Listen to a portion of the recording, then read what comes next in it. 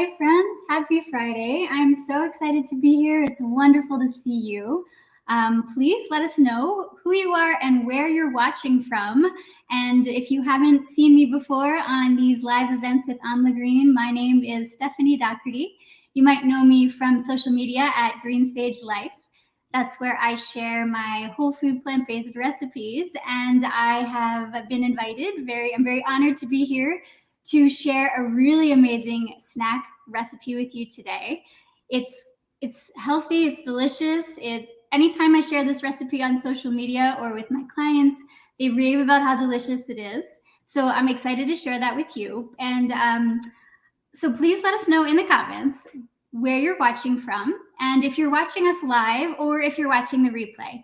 Either way, we're going to see it, and we're going to be able to answer your questions, whether they come up during this event or whether you're commenting, and we'll follow up later. So we'd love to know if you're watching the replay or the live.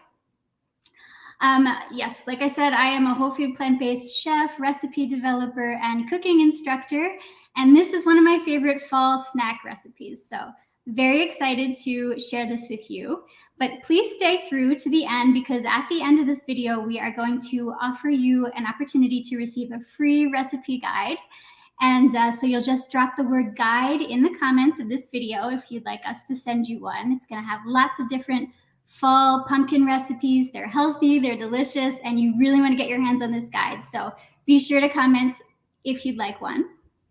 And so let me now introduce the recipe that I'm going to teach you today. It is sweet potato toast. Don't be fooled by the word toast. It's actually a fully gluten-free recipe if you're concerned about that. But the sweet potatoes take the place of the bread, and we're going to be spreading it with, I'll show you some of the ingredients here, a little bit of natural almond butter, a tiny bit of maple syrup, and we're going to be using the On the Green pumpkin spice. You got this mirror image. It's hard to figure out which way to turn this. There you go. On the Green pumpkin spice tea, which I drink sometimes, and I love to add it to some of my baked goods in the fall. So be sure to pick up a jar of this. It's really, really good for you for so many reasons. Actually, while I'm talking about this, I'll just say, On the Green it's a tea. It's a powder. You can drink it in water, and you can add it to your recipes, but it's really excellent for your immune system. It's packed with antioxidants. It's really good for helping maintain stable blood sugar, blood glucose control. It's really good for digestive health and heart health. And whether or not you have a health concern, it's really good to add to your daily rotation. So this recipe is going to be a great way to get that in too. We'll also add some chopped nuts to this. So the recipe or the ingredients list is really simple. Yeah, it makes a good after school snack and even a breakfast. So, all right, let's get started. I'm gonna arrange some things here. We've got sweet potato, and I've already cut off the pointy ends because I'm gonna slice it. And I'm gonna try to tilt my camera here now so that you can see it a little better. And I'll just have to duck in here to talk to you, but that's okay.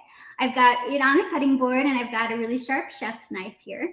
And I'm going to slice my sweet potato lengthwise in slices that are about 1/4 inch to a 1/2 inch thick. Now, I'm not going to pretend this is super easy, but it's not too hard if your knife is sharp. So it kind of looks, this is just the one that's the rounded end, but this is what it's looking like. And I'll get you a thicker slice here so you can see. Just going to be really careful, of course, when you're slicing tough veggies, but this is a really great slice here. So you can see it's about 1/4 inch, 1/2 inch thick. It's beautiful. Look at that color. The color in your veggies means there's lots of antioxidants in them. And so sweet potatoes are really good for you. There's fiber, there's potassium, there's like 200% of the vitamin A you need. It's got vitamin C. So sweet potatoes are a really healthy snack. I'm just going to finish slicing this one. And then we're going to roast these in the oven, which means that it's going to take a little bit of advanced planning to make this snack, but not a lot. And it's obviously mostly unattended while these bake in the oven. Just keep your fingers out of the way when you slice these. There you go. Dropped my towel. Okay, so I have lined a baking sheet with parchment paper, and I actually used this earlier to roast other sweet potatoes so you could see. But we're just gonna put the sweet potato slices on our prepared baking sheet. The oven will be preheated to 425. We're just gonna spread these out in a single layer on the baking sheet, just like this. Now, before I continue any further, if your sweet potatoes are not this large, and a lot of times they aren't, like for example, I have another one that's smaller, right? You can also slice them in medallions. So I'll show you how I do that too. Same thickness. Anytime you're roasting veggies on the same baking pan, you want them to all be roughly the same thickness so that they'll take equal amount of time to cook. But this is another way you could be slicing your sweet potatoes in round little medallions, and I'll just add these to the baking sheet as well. What's nice about this is, especially if you're making these for kids after school as a snack or on a weekend, these are kind of a little bit more bite-sized and manageable for the kids or for yourself. Okay, so I'm going to shift the camera up a little bit again, and I'm going to slide these into my oven, preheated to 425, which is Fahrenheit, which is my preferred roasting temperature. And I'm just going to slide these in right now.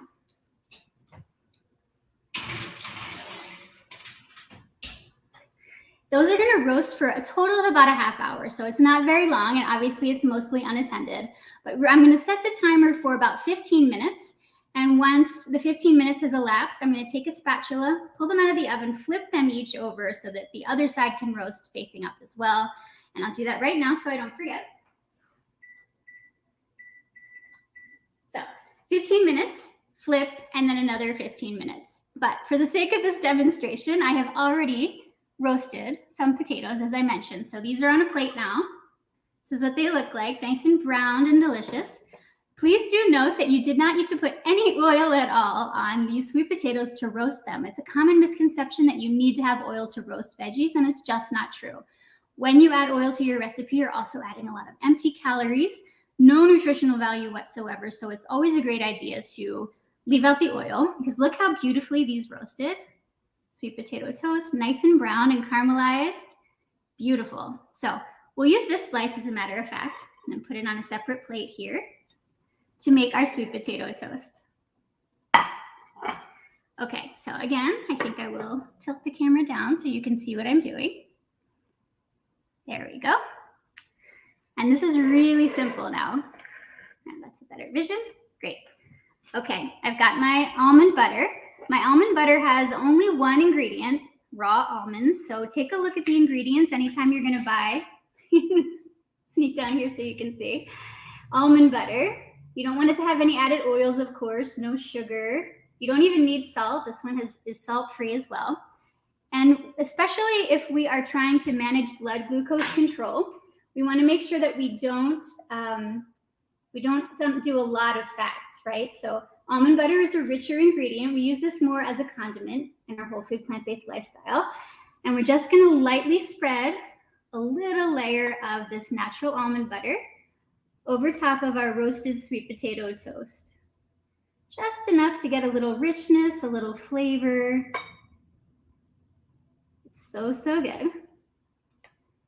So everyone knows how to spread almond butter on a piece of bread, and this technique is no different.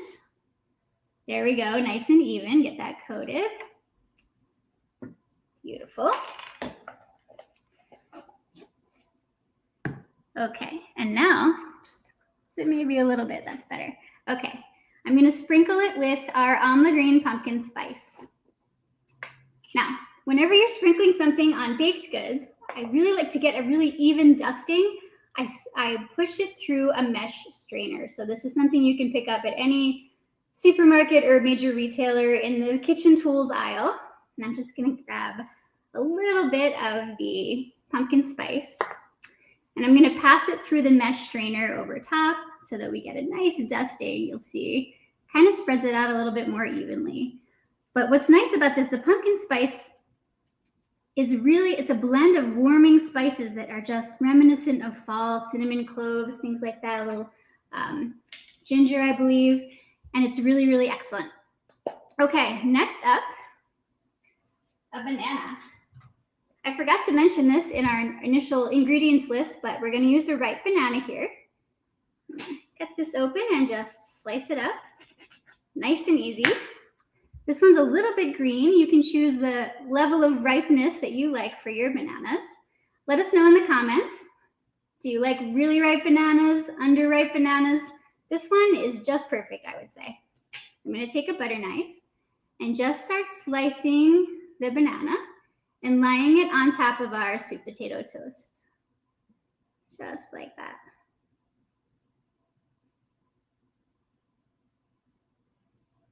All the way across. Bananas, as you probably know, are excellent for you. They've got potassium, fiber, nice healthy carbs.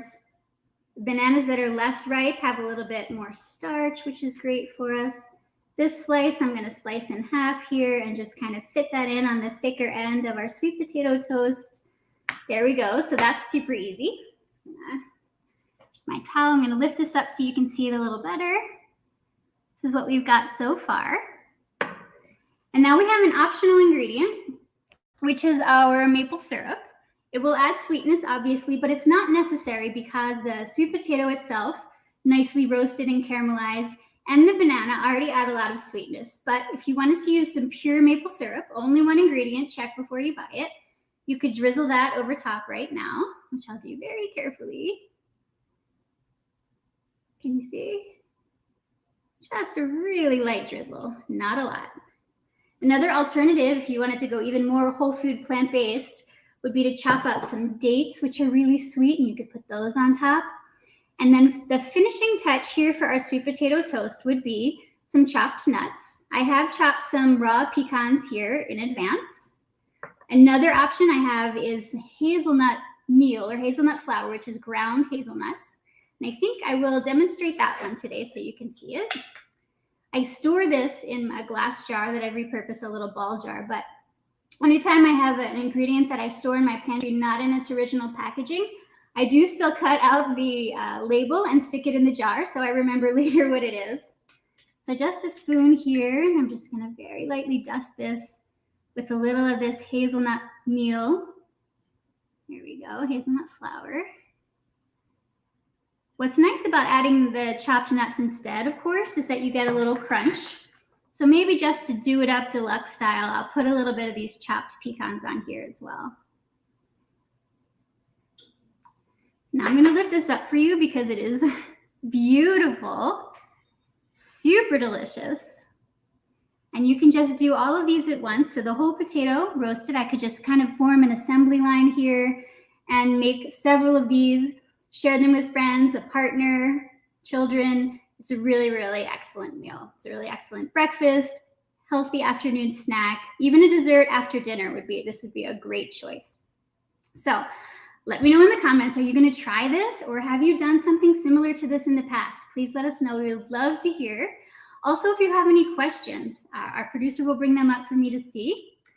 Looks like someone has one now from Stella. If you have leftover slices of sweet potato toast, can you pop it in the toaster to reheat it? Thank you so much for asking that question. Such a good point. Yes, you absolutely can. So I would, like this, for example, I'm going to take the rest of these and I'm going to store them in an airtight food storage container in my refrigerator for later. And then I can just put them on a pan in the toaster oven right before I heat them up. However, if you didn't even want to be bothered with reheating these, you could absolutely eat these cold and they would be just as delicious. If you prefer yours warm, though, absolutely you can reheat them in the toaster oven or even on a warm frying pan if you don't have a toaster oven. I would not go with a microwave for reheating though, because they'll make them softer, and we do want them to have that nice, like a little bit of a crispy edge. So a toaster oven, regular oven, or frying pan, reheat would be my recommendation. Okay, let's see. How long is the cooking time in the oven? Stephanie, thanks for your question. Great. So I'm doing 425 is my roasting temperature in the oven, and I do a total of a half hour where I wait 15 minutes, flip the slices of sweet potato, and then roast them again for another 10 to 15. It'll depend a little bit on the heat of your oven and also on the size of the potatoes, how thickly you've sliced them. But roughly a half hour, 25 minutes to a half hour for cooking time in the oven. Any other questions? Joy says, sure, we'll try. I have done something similar. Delish. I'm so glad. Thank you, Joy, for your comment. I really, really hope that you'll love this version too. I'm going to just take a bite because it's sitting here and tempting me. And please don't forget, if you want that pumpkin recipe guide from Amla Green, put the word guide in the comments and we will send you one. Here we go.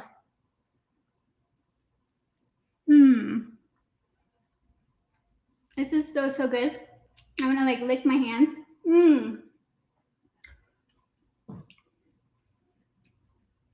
Sorry guys.